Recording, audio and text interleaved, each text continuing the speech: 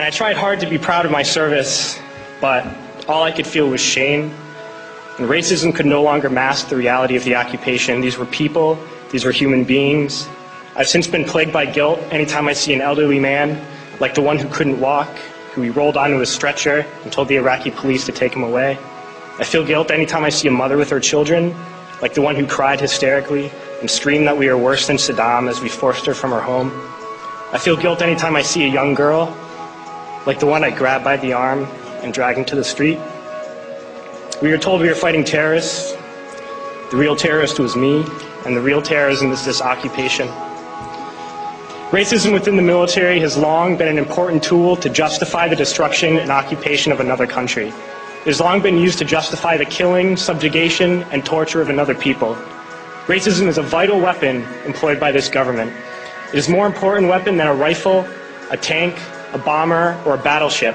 It is more destructive than an artillery shell, or a bunker buster, or a Tomahawk missile. While all those weapons are created and owned by this government, they are harmless without people willing to use them. Those who send us to war do not have to pull a trigger or lob a mortar round. They do not have to fight the war, they merely have to sell the war. They need a public who is willing to send their soldiers into harm's way.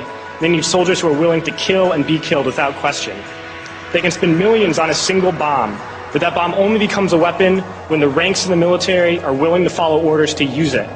They can send every last soldier anywhere on earth, but there will only be a war if soldiers are willing to fight. And the ruling class, the billionaires who profit from human suffering, care only about expanding their wealth, controlling the world economy. Understand that their power lies only in their ability to convince us that war, oppression, and exploitation is in our interest. They understand that their wealth is dependent on their ability to convince the working class to die to control the market of another country.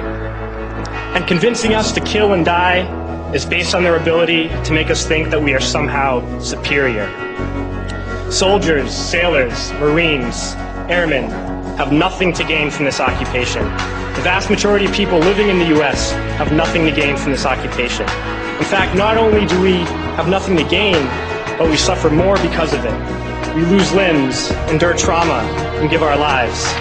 Our families have to watch flag-draped coffins lowered into the earth. Millions in this country without health care, jobs, or access to education must watch this government squander over $450 million a day on this occupation.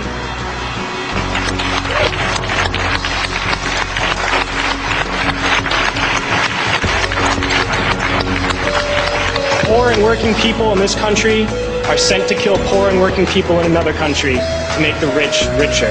And without racism, soldiers would realize that they have more in common with the Iraqi people than they do with the billionaires who send us to war.